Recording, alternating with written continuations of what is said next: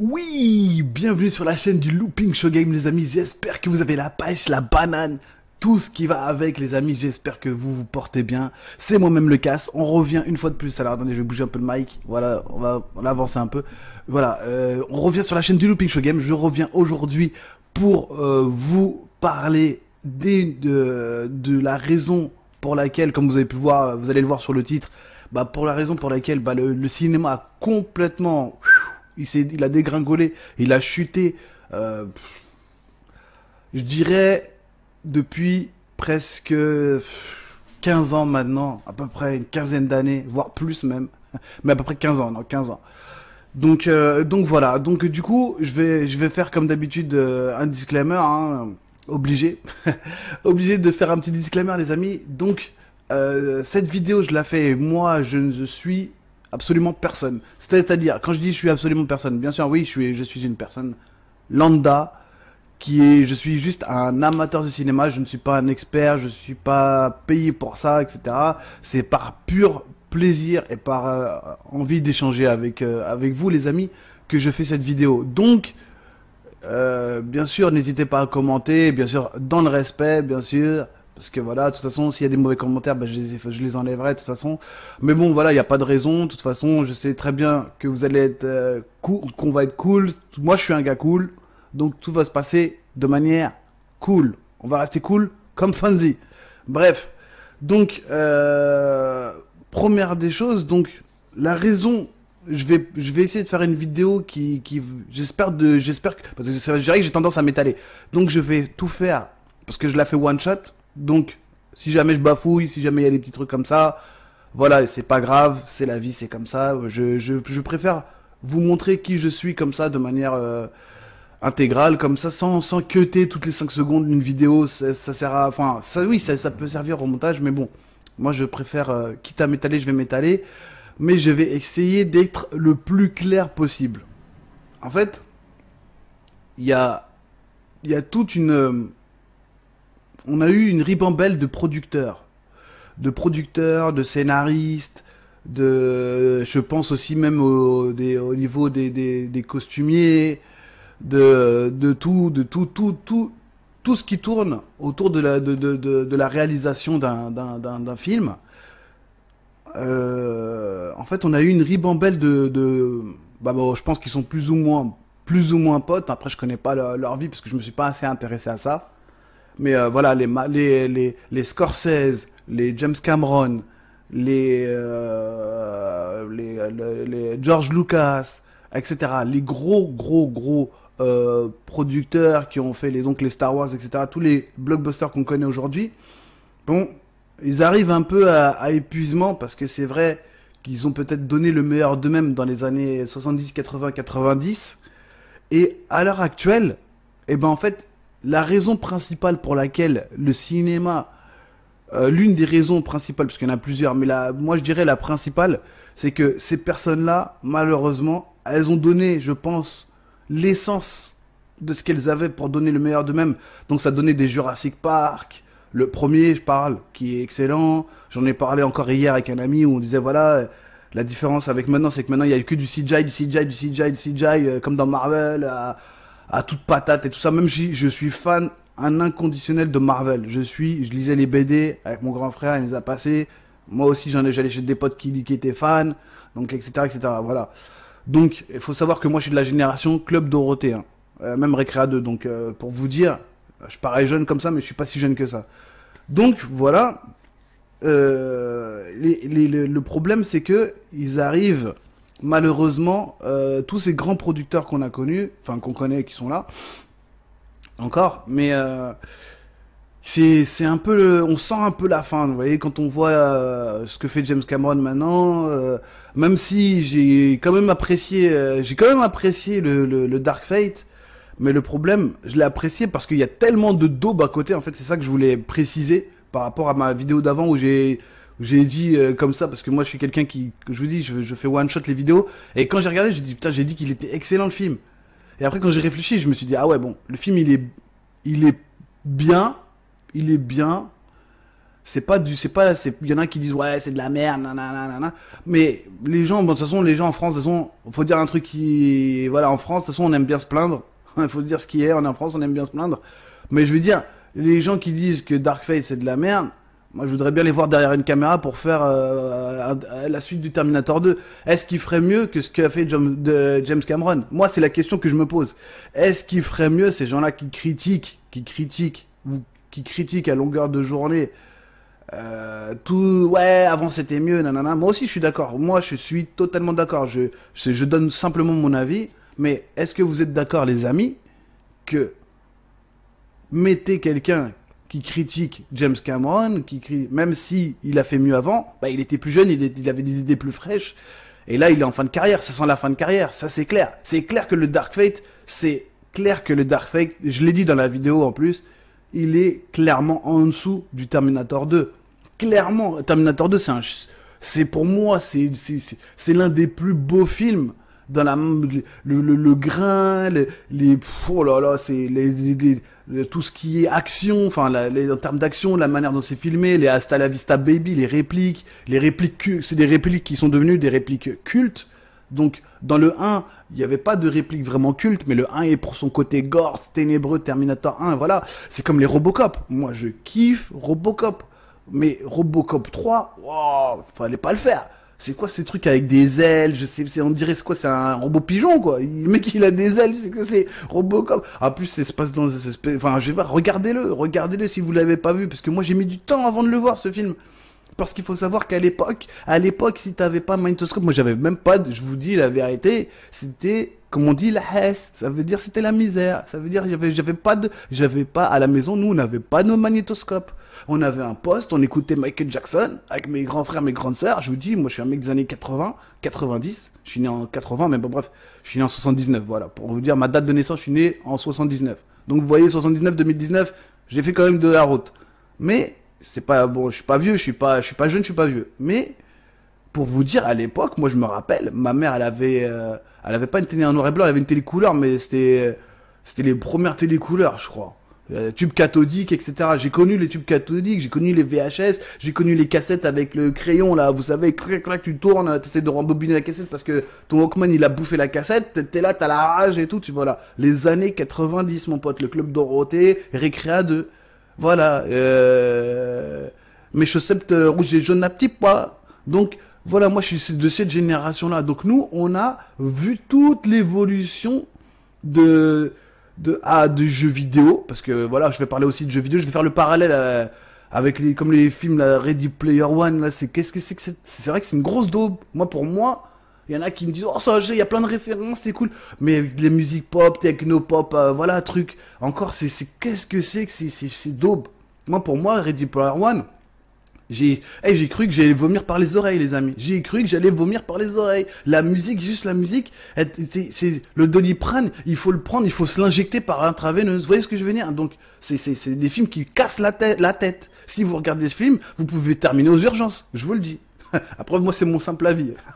Donc, je vais essayer de revenir sur ce qu'on disait. Donc, pourquoi le cinéma, aujourd'hui, il est au fond des chiottes? C'est parce que il y a un manque d'acteurs. Déjà, les acteurs 2019 comparaient le jeu d'acteurs comme je sais pas, prenez un mec qui s'essaye. Même certains anciens acteurs qui commencent à être périmés. Je parle par exemple de Will Smith. Avec Jiminy Merde. Jiminy Merde. Mais c'est Jiminy Merde le film. C'est de la merde. Moi, je suis désolé. Je vais vous dire, je vais me lâcher. Hein. Cette vidéo, je me lâche. Alors là, il y en a, ils vont pas être contents. Vous pouvez mettre des pouces rouges, je m'en fous. Mais alors là, je vais vous dire, Jiminy Merde, c'est du caca qui sent bon. Il y a du caca qui sent bon. Maintenant, en fait, c'est-à-dire qu'il y a plusieurs cacas. Il y a le caca qui pue, mais alors qui refoule, genre à 2 heures, à 20 km, vous le sentez de loin. On dit, ah, ça c'est une grosse daube. Une grosse daube. Donc c'est une grosse daube. Mais là, il y a du caca qui sent bon. Ça veut dire qu'ils arrivent à vous le mettre dans du papier cadeau, aux limites à vous le vendre. Tiens, regarde, tiens, tiens, voilà mes excréments, tiens, je t'offre mes excréments. Sous papier cadeau, les amis. Donc ça, c'est ce qu'ils essayent de faire Hollywood. Hollywood, ils essayent de nous faire ça, Hollywood. Donc le problème de Hollywood, c'est In the Hood, c'est dans le hood, c'est Holly in the hood. Ça veut dire ils sont dans le ghetto Hollywood. Maintenant c'est devenu un ghetto. C'est plus Hollywood, les étoiles dans les yeux. Dès que je vois un film, je suis là. Et moi je suis pas quelqu'un d'exigeant les amis. Je ne suis pas quelqu'un d'exigeant. Mais il faut dire ce qui est. Moi quand je parle avec mes potes, hein, parce que oui, j'ai des amis, oui c'est vrai. J'ai des amis. Mais même si on voit toujours tout seul en vidéo, mais j'ai des potes. De toute façon vous allez les voir un de ces quatre. Et on va faire peut-être un débat cinéma en vidéo, peut-être c'est parce qu'eux ils aiment pas passer devant la caméra et c'est moi qui passe devant la caméra. Malgré moi, je suis obligé de passer devant la caméra parce qu'il faut bien que quelqu'un fasse le sale boulot, les amis. Il faut bien que quelqu'un, là je suis pas ganté, mais c'est normalement je mets des gants. Vous voyez ce que je veux dire pour pas toucher à ce caca, à tous ces cacas. Par exemple, je vais vous montrer un exemple, comme dirait Jamel Labuse. Voilà un film qui en vaut la peine, qui vaut la peine d'être regardé. Après avec bien sûr le fond, le parrain. Bien sûr, le parrain, déjà. Mais regardez ce film-là. Là, je vais vous montrer. Tac, ça, ce film-là. L'arme fatale. En termes de films d'action, moi, j'aime bien les films qui cognent, avec la musique et tout ça, la bande-son. Donc, déjà, la bande-son, elle est magnifique. Mel Gibson, il est à son paroxysme pour moi. Bon, il y a Braveheart aussi qui est excellent. Mais c'est tous ces films d'avant 2000. En fait, 2000, je crois, il y a eu le bug en fait, le bug qu'on attendait qui est pas forcément arrivé de 2000. En fait, ce bug, c'est un bug dans le cerveau, je crois, des réalisateurs et dans le cerveau des acteurs, etc., qui commençaient, en fait, peut-être trop à vieillir. Peut-être, des fois, ils vieillissent, il faut les remplacer, mais le problème, c'est qu'il y a personne. Il y a pas d'acteurs couillus comme à l'époque. En plus, maintenant, il y a aussi un gros problème. Alors là, numéro 2, donc, je reviens sur je vais récapituler vite fait. Donc, problème numéro 1, les acteurs, ils vieillissent. Et il y a un manque d'idées des réalisateurs. On le voit bien malheureusement avec Dark Fate, qui est, pour moi, franchement, ça c'est la suite du 2, ça. Franchement, bon, voilà, quoi, ils ont fait ce qu'ils ont pu. Moi, j'aime pas trop critiquer méchamment parce que il faut être derrière la caméra, réaliser, et après la ramener. Parce que je vous dis, moi, j'ai déjà participé à un court-métrage ouais, si vous voulez, vous pouvez aller le voir, je mettrai peut-être le lien dans la vidéo. Bon, c'est un truc catastrophique qu'on a fait avec des potes, mais c'est quand même marrant, on en tire un bon souvenir. Mais c'est très dur d'être derrière la caméra, de dire, ah, toi tu fais ça, toi tu te positionnes comme si, et qu'il faut que l'acteur il suive derrière. Si l'acteur n'est pas fait pour ce rôle, il y a des acteurs, je suis désolé, même des acteurs confirmés, qu'on met à des rôles, à des moments qui choisissent, peut-être c'est eux qui choisissent aussi, mais on met à des rôles qui devraient pas être là pour ça. Moi, après, c'est mon avis. Hein. C'est encore une fois, c'est très personnel. Tout ce que je dis, c'est très personnel. Après, t'es d'accord avec moi, c'est cool. T'es pas d'accord, c'est pas. Tu sais, il y a pas. C'est cool aussi. Tu vois ce que je veux dire. Il y a pas de souci, quoi. Chacun donne son avis. Il y a pas de problème. Donc voilà. Donc un film comme ça, par exemple, même celui-là, je sais pas quelle année il est sorti là. La Momaille. Bon, c'est après du 2000. Bon, c'est pas mal. Hop, la momie. Vous voyez ce que je veux dire avec Jet Li. Voilà. Il y en a eu plusieurs momies, mais c'était pas mal, les effets spéciaux, tout ça. C'est pas un chef-d'œuvre, mais ça se regarde. Vous voyez ce que je veux dire? Un soir, vous galérez, un dimanche soir, il pleut comme en ce moment, là, avec le temps de chial qu'il nous fait, au mois d'octobre, novembre, bref. On est fin octobre, voilà, et il pleut, machin, vous avez rien à faire, vous matez la momie, ça fait des souvenirs, il y a des effets spéciaux qui sont quand même bien travaillés. Les acteurs, c'est des acteurs quand même confirmés. Jet Li, c'est pas un grand acteur. Jet Li, c'est pas. The One, c'est fort comme film, mais Jet Li, pour moi, c'est plus de la danse ce qui nous fait. Mais au niveau on le fait pas trop parler dans ces films de Jet Li. Vous voyez ce que je veux dire? C'est pas un grand lyriciste. C'est pas quelqu'un qui est très fort là-dedans. Mais il est là où il doit être. C'est comme le sel, le poivre. C'est comme si on inverse les deux. Vous voyez ce que je veux dire? Là, maintenant, ce qui se passe actuellement, c'est qu'on inverse tout. Tout est inversé. Moi, j'ai l'impression que tout est inversé, les amis. C'est le monde à l'envers. C'est pas le monde de Narnia, c'est le monde à l'envers. On a tout switché. Donc, du coup, tu dis, c'est comme si tu prends, je veux dire, c'est comme si t'avais un plat de nourriture. Tu dis, je vais mettre du sel, et en fait, c'est du poivre, mon pote, que tu mets. Et ben, c'est exactement ce qu'on essaye de nous vendre. Je vous dis, on nous vend du caca emballé. Mais des fois, c'est du caca qui pue à 40 km, des fois, c'est du caca, vraiment, de la daube, de la grosse daube, mais emballé. Donc, comme ça paraît bien, on se dit, ah, c'est bien. Mais en fait, c'est de la merde. Vous voyez ce que je veux dire? Donc voilà. Après, encore une fois, c'est ma vision. Bref. Donc, pas de renouveau d'acteurs. Les réalisateurs qui fatiguent. Le cinéma, pas de nouvelles idées. Parce que c'est dur de créer. Il y a aussi un truc qui est très important à dire. Parce que ça, je l'entends nulle part. C'est dur d'innover. Jurassic Park, le premier Jurassic Park, regardez-le les amis, je vous invite à le regarder et à le re-regarder et à le re-re-regarder. Il y avait pas du CGI. C'est-à-dire que c'est quoi, c'est le T-Rex, c'est ça, le T-Rex, le gros, le plus balèze des dinosaures. Non, c'est pas non, le T-Rex, je suis con. Non, c'est ça, c'est le T-Rex. Putain, je sais plus. Bref, vous voyez, enfin ouais, parce qu'il y a il y a ceux qui se déplacent très vite. Je sais plus si c'est eux les. Non, ouais, le T-Rex, si je dis pas de conneries, c'est le plus balèze. Bref. Il y a ceux qui se déplacent très vite, qui étaient vraiment bien faits. Donc ça, je crois, c'est du CGI, si je me trompe pas. Et il y a le plus balèze. Et ben, le plus balèze, c'était une machine. C'est-à-dire que il avait été conçu de A à Z. Vous voyez ce que je veux dire? Avec du latex, et tout, etc. Donc, on y croit plus. Parce que c'est pas du CGI, c'est pas du numérique de merde. C'est pas du numérique, du caca. C'est pas du numérique. C'est-à-dire que c'est pas mal découpé. Voilà, c'est quelque chose qui, ça vous prend aux tripes. Parce que même le truc, si vous passez devant et qu'il bouge pas comme ça et que par exemple je sais pas vous êtes dans l'obscurité, vous passez devant comme ça dans un espèce de, je sais pas, il peut y avoir un musée, je sais pas, sur le cinéma, vous voyez, vous le voyez en face de vous, c'est impressionnant. Le truc il est impressionnant parce que vous le voyez en vrai. C'est pas quelque chose parce qu'en fait ici il faut aussi, il y a un truc aussi que malheureusement que j'entends pas les amis. Il y a un truc que j'entends pas, c'est que dans les vidéos, parce que je regarde bien sûr hein, toutes les critiques qui sont, c'est que c'est dur pour un acteur, mais c'est ultra dur pour un acteur de feinter le public en lui faisant croire qu'il voit quelque chose qui n'existe pas. Vous voyez ce que je veux dire? C'est, tu vois, le truc de l'étonnement, machin, la peur et tout. Il y a des acteurs qui savent le faire, mais c'est pas tout le monde qui a ce talent. Le talent, c'est pas tout le monde qui l'a. Le talent, c'est quelque chose d'inné. C'est quelque chose d'inné. On peut pas s'improviser. Réalisateur, producteur, scénariste, footballeur, acteur de film de, bref, tu vois ce que je veux dire, le film de charme. À tous les postes, c'est comme dans le footballeur, c'est à tous les niveaux dans la vie, on peut pas s'improviser ce qu'on peut pas être. C'est pas possible. Vous pouvez forcer, mais si vous n'êtes pas fait pour ça, vous n'êtes pas fait pour ça. Faut pas, next, on passe à autre chose. Vous voyez ce que je veux dire? Moi, j'ai essayé de tricoter. Non, je rigole. Mais j'ai pas essayé de tricoter, mais je sais même pas, bref, j'ai déjà vu ma mère tricoter, mais moi, déjà, ça m'ambiance pas, mais je veux dire, c'est des trucs, je suis pas fait pour, je sais très bien que je vais galérer, c'est des trucs, il y a des trucs techniques avec mes doigts, mon cerveau, il aura du mal à le faire, peut-être que je vais réussir, mais je ferai pas un patron comme elle, vous voyez ce que je veux dire? Donc, ce que je veux dire, c'est que chacun doit être à sa place, chaque chose doit être à sa place, les amis, dans la vie, c'est comme ça, vous voyez ce que je veux dire? Le soleil, il a une place précise dans l'espace. La Terre, la planète Terre, elle tourne sur elle-même autour du Soleil, autour de la Lune, etc. Elle est à une place précise dans l'espace. Donc tout est mathématique dans la vie. Tout est mathématique. C'est-à-dire qu'il y a une raison, il y a une cause, et il y a un effet, et voilà. C'est dans la vie, c'est toujours comme ça. Il y a une raison, il y a une cause, il y a un effet. C'est comme ça la vie. La vie, elle est mathématique, d'une certaine manière. D'une certaine manière, je dis bien. Quand je dis mathématique, c'est pas comment dire, c'est un calcul qui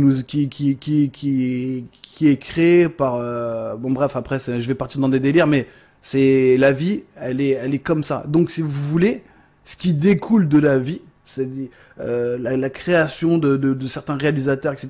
Leur destin, moi je suis quelqu'un qui croit au destin. Après je vais loin hein, dans mon truc, mais il y a des gens qui sont faits pour interpréter le parrain. Il y a des gens qui sont pas faits pour ça.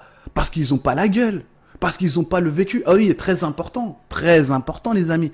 Le vécu, ça compte.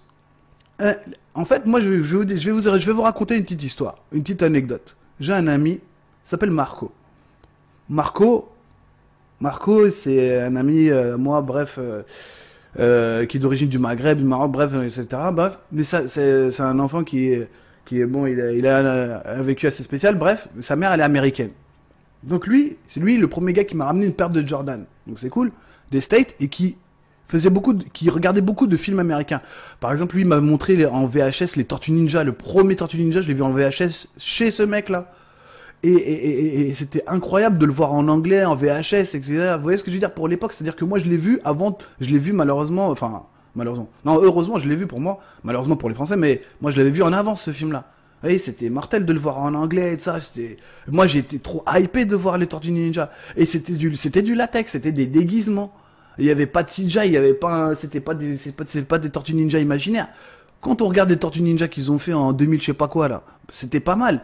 C'était pas mal, c'était pas mal. Franchement, c'était pas mal. Je vais pas, c'était pas du caca, c'était pas de la dope. Mais le premier Tortue Ninja, les textes aussi, on sent qu'il y a, il y a une essence, il y a quelque chose, il y a une ambiance. C'est vrai, il y a quelque chose dans les textes. Comme pareil pour le parrain 1 et 2. Les textes, ils sont magnifiques. C'est comme pour les affranchis. Les affranchis. Mais ce film, il est magnifique. Pour moi, c'est l'un des meilleurs films qu'on ait fait avec le parrain, tout ça. Dans les films de... Bon, il y a des films de gangsters qui sont bien. Comme Usual Suspect. Pulp Fiction, les amis. Pulp Fiction, mon gars. Tarantino. Un de mes réalisateurs, producteurs, scénaristes. Le mec, il est à tous les postes. Il fait arrière droit, ailier, numéro 10, numéro 9. Lui, il sait faire le café, tout, le chocolat, il fait tout en même temps, la pluie, les éclairs, tout, mon gars. Il sait tout faire. Un mec comme Tarantino, même s'il a l'air d'être complètement allumé dans sa tête, hein. Franchement, il a l'air d'être complètement, je sais pas ce qu'il prend. Lui, à mon avis, il prend du Xanax mélangé à du Doliprane et du waouh et de l'eau de Javel, parce que son cerveau, il a l'air d'être complètement ding dong. On dirait, waouh, c'est chaud. Je sais pas combien ils sont dans sa tête, mais le mec, c'est un génie. C'est un génie. Il y a des gens, ils sont faits pour ça, les amis. Je répète, excusez-moi, hein, je me répète parce que peut-être c'est l'âge, j'en sais rien. Mais je vous dis, il y a des gens qui sont faits pour ça. C'est comme Michael Jordan, il y en a qu'un seul. Kobe Bryant, il y en a qu'un seul. Tyson, il y en a qu'un seul. Vous voyez ce que je veux dire? Donc, les gens qui critiquent, etc., vous pouvez pas, vous pourrez pas faire le tiers de ce qu'ils ont fait parce que vous avez votre destin. Et votre destin, il est fait peut-être pour critiquer seulement. Vous voyez ce que je veux dire? Vous dépasserez pas ce niveau-là, la critique, le blablabla, le caca, sortir du caca de sa bouche et dire ah ben lui il est nul, ah ben lui il est nul, ah ben lui c'est pas faire ça. Ah ben... Alors que vous, parce qu'au fond de vous, vous savez très bien que vous n'avez pas cette patte-là. Mais c'est pas grave. C'est pas grave parce que vous êtes fait pour autre chose, les amis. Peut-être que vous êtes fait pour gagner des millions. Peut-être que vous êtes fait pour, je sais pas moi, braquer des banques, j'en sais rien. Bon bah après je disais un truc comme ça, j'en sais rien. Être un dragueur professionnel, je sais pas. Il y a des gens, c'est des charmeurs. Comme Will Smith dans Hitch, là il a excellé. Mais Will Smith dans Jiminy Merde, excusez-moi, Jiminy Man, c'est Jiminy Man, excusez-moi. Will Smith, déjà il avait fait un film avant avec une blonde, je sais pas ce que c'est, je suis même pas allé voir le film. Je suis même pas allé voir ce film. Les derniers films de Will Smith, je les ai pas calculés. Le dernier film de Will Smith que j'ai vu, c'est quand il se croise, je crois, avec un vaisseau spatial, je sais pas quoi, il se retrouve dans le futur avec son fils. Il se retrouve dans la jungle en galère. Je sais même plus comment il s'appelle, tellement ça m'a pas intéressé, tellement j'ai failli m'endormir au cinoche. J'ai failli m'endormir. Il y a un mec qui m'a tapé l'épaule, il m'a dit réveille-toi, j'ai quoi, qu'est-ce qu'il y a? Ben ça fait 2 heures que le cinéma il est fermé mon gars, il faut que tu rentres chez toi. Eh ouais, tu vois ce que je veux dire, comme dans Last Action Hero, un film magnifique, Last Action Hero. Là, Schwarzenegger, il s'affichait pas, au contraire, il était à sa place, dans Last Action Hero.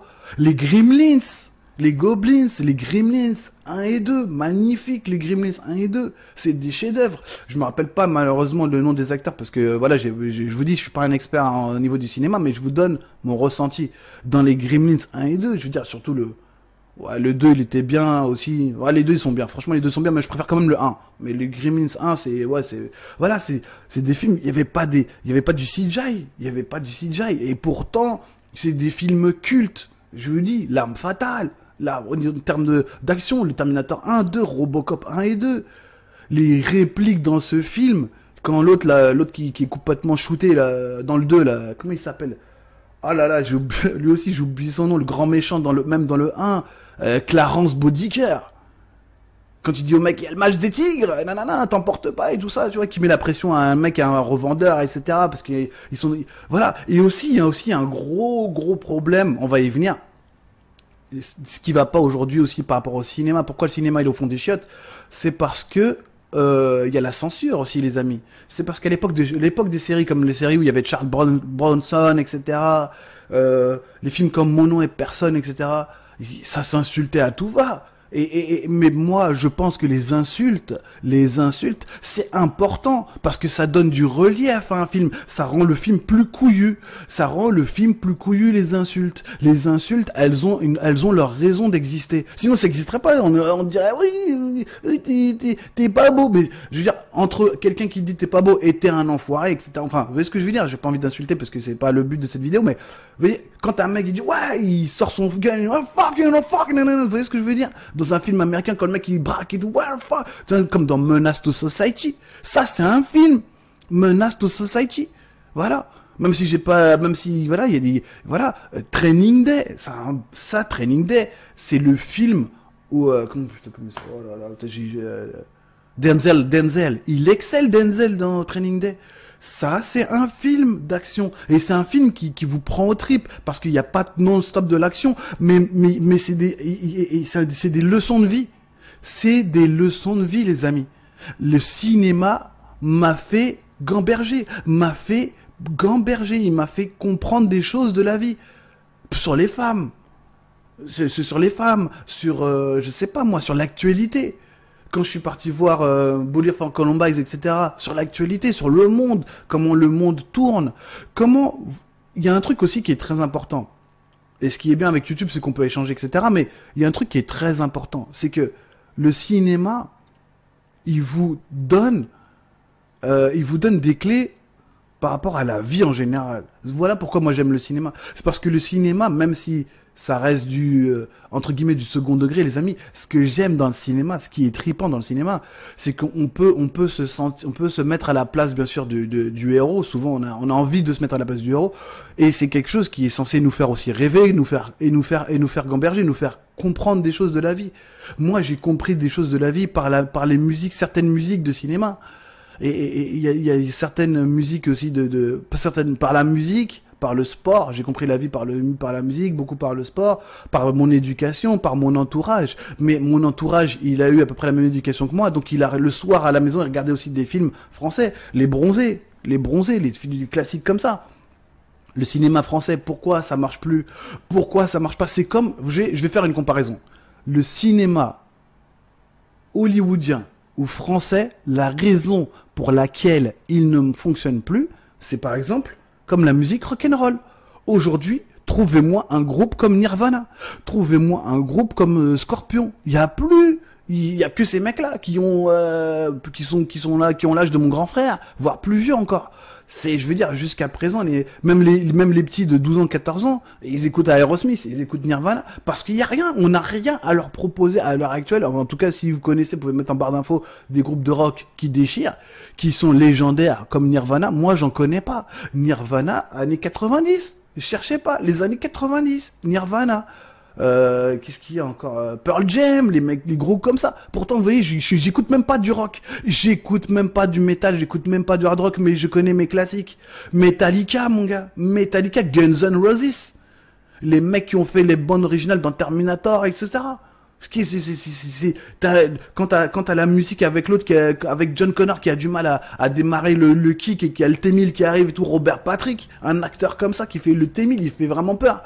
Comparé j'ai même pas envie de retenir son nom là, au latino qui joue le Rêve Neuf dans le Dark Fate. Tellement il est pas crédible. Il est vraiment très peu crédible. Heureusement qu'il y a le CGI qui l'aide. Il est aidé par le CGI. C'est carrément les effets spéciaux maintenant qui aident les acteurs tellement ils sentent malheureusement le cacaboudin. Tu vois ce que je veux dire? Donc c'est ça qui est triste. C'est ça qui est triste aujourd'hui. Et pour se rendre compte de ça, c'est pas... Si vous avez 14 ans, 15 ans que vous tombez sur cette vidéo, pour comprendre ce que je dis, il faut que vous vous replongez, parce que de toute façon, dans chaque domaine, il faut connaître ses classiques. Dans le rap, moi je connais mes classiques, je suis un fan de hip-hop, je connais mes classiques. NTM, IAM, Assassin, etc., etc., etc. Démocrate D, je connais le rap. Sur le bout des doigts, je connais le hip-hop. Je connais le hip-hop sur le bout des doigts. Je suis pas un expert, mais je connais très très bien le hip-hop. Je connais bien le métal. J'ai mes potes. Las Guerilla, si vous avez l'occasion d'écouter d'ailleurs. Las Guerilla, etc. Des mecs qui font du métal français. Des groupes qui ont ça dans les tripes. Des vrais groupes. Des gens qui sont des passionnés.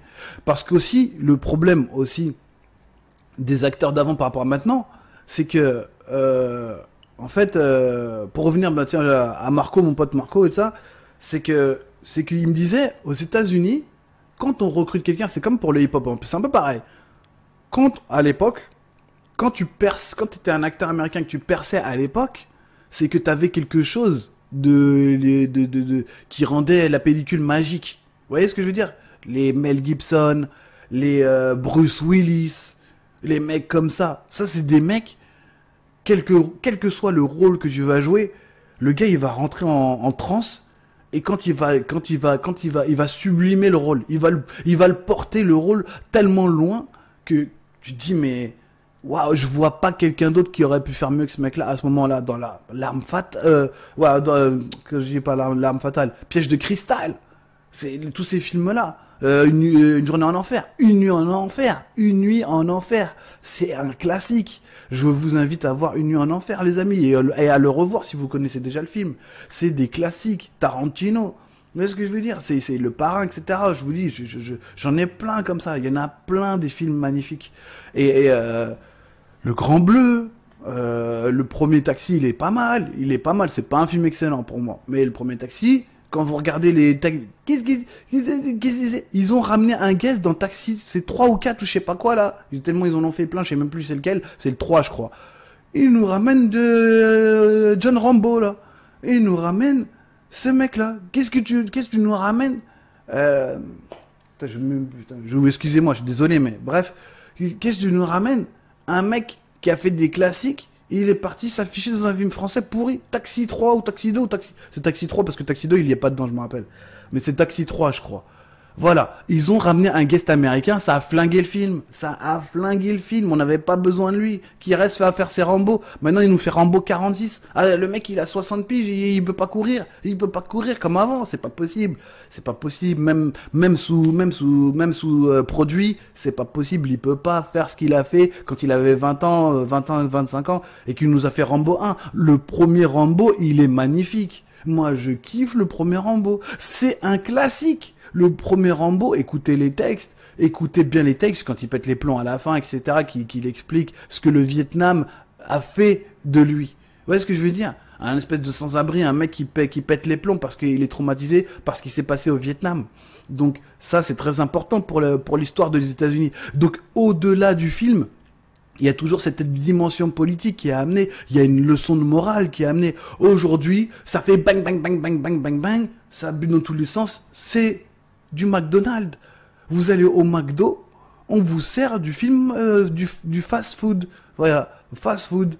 Il y a pas il y a pas cette ambiance, cette intrigue, une façon de faire monter, la moutarde, etc. Vous voyez ce que je veux dire? La moutarde donnée pour, tu te dis, ah, qu'est-ce qui va se passer, etc. Il y a plus cette sensation-là en tout cas, moi, que je ressentais dans les films des années 80, 90, 70, même des années 60. Il y a plus ça. Il y a plus ça. Et aussi, il faut dire aussi quelque chose qui est très important que j'ai entendu dans d'autres vidéos et vraiment big up à vous, à tous les créateurs de vidéos. C'est vrai qu'aussi ce qui tue les films aujourd'hui, c'est qu'il y a des séries qui sont mieux que des films. Je sais pas si vous vous rendez compte du level, comment il est down, il a grave baissé le niveau. Moi, j'en discute avec des potes au travail, j'en discute avec des mecs de mon âge, ils me disent non, c'est vrai que maintenant, je regarde que des séries, je regarde plus de films. Ça sert à rien, on les a tous vus, les films, ils peuvent pas faire mieux que ce qu'on a vu. Ils peuvent pas faire mieux aujourd'hui, ils arrivent pas. En tout cas, c'est même pas qu'ils peuvent pas, c'est qu'ils n'y arrivent pas. Parce qu'il n'y a pas la cogite, il n'y a pas cette prise de conscience on va essayer de créer un nouveau contenu, on va essayer de ramener un nouveau style de film de combat, un nouveau style de film d'arts martiaux, un nouveau style de film romantique, un nouveau style de film dramatique, un nouveau style de film d'horreur, d'action, de gangster, etc. Vous voyez ce que je veux dire? Toutes les catégories, quoi. Il n'y a pas cette innovation qu'il y a eu pendant toutes les années 70, 80, 90. Il n'y a plus ça. Il n'y a plus ça. Même dans le sport, je vois que des mecs grands, balèzes, rapides, ok, mais qui font pas mieux que ce que j'ai vu aussi avant. Enfin, pas vraiment, quoi. Et qui créent pas des nouveaux gestes, des nouveaux trucs. Pas vraiment. Vous voyez ce que je veux dire? Donc voilà. Et c'est vrai. Qu'est-ce que je voulais dire? Il y a un truc qui est aussi important, les amis. Il y a un truc qui est important. Excusez-moi, je me perds dans mes trucs. Ouais, c'est vrai, c'est le cinéma. De toute façon, je vais pas tarder, je vais m'arrêter là. Je vais m'arrêter là parce que je suis en train de perdre le fil de toute façon. Mais voilà, je vous ai donné globalement les raisons pour lesquelles le cinéma américain et français, le cinéma dans sa globalité, il est tombé au fond des chiottes. Voilà, je voulais vous dire un truc, mais bref, ça m'a échappé, mais c'est pas grave. De toute façon, on se reverra pour une prochaine vidéo, les amis. Et puis d'ici là, bah, lâchez pas votre manette pour les gamers. Et puis pour les fans de cinéma, ne lâchez pas aussi bah, vos films, vos classiques. Allez voir vos classiques si vous les avez pas vus. C'est important de connaître ces classiques. Dans toute discipline, c'est important de connaître ces classiques. C'est vraiment très important. Et puis voilà, essayez de connaître, de dépasser les frontières. Ne regardez pas que du cinéma français ou que du cinéma américain. Moi, j'ai vu des films d'auteurs, je vois, espagnol, italien, japonais, sri lankais. J'ai regardé du cinéma indien, du cinéma africain. Vous voyez ce que je veux dire? Il faut élargir sa vision, ses connaissances. Et puis voilà. Donc voilà, c'était mon avis. Ça représente que moi. N'hésitez pas à lâcher un gros pouce bleu si vous avez kiffé. Voilà, si vous êtes d'accord, vous n'êtes pas d'accord, mais lâchez votre pouce bleu, les amis. Ça coûte rien et puis ça permet d'élargir la commu.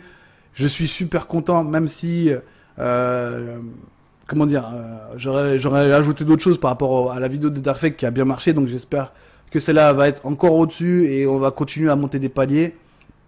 Et voilà, puis après, ah oui, voilà ce que je voulais vous dire aussi. Je suis désolé, les amis, c'est vrai que je fais des choses, bon, je fais du one shot parce que je sors les choses comme ça de ma tête en freestyle.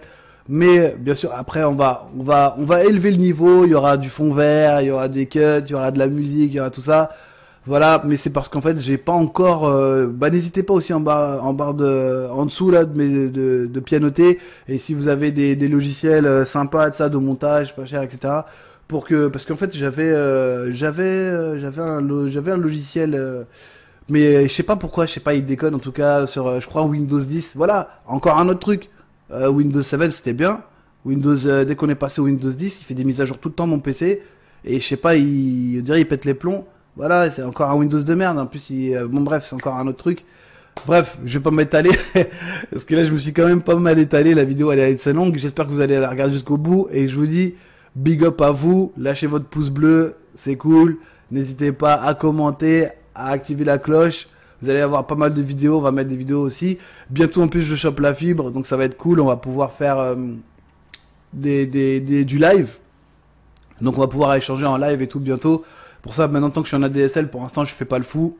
Voilà, je vous dis à plus tard. C'était le cast du Looping Show Game. Je vous dis à plus tard. Prenez soin de vous et de votre MIFA, les amis. Ciao, ciao. À plus tard. Ciao.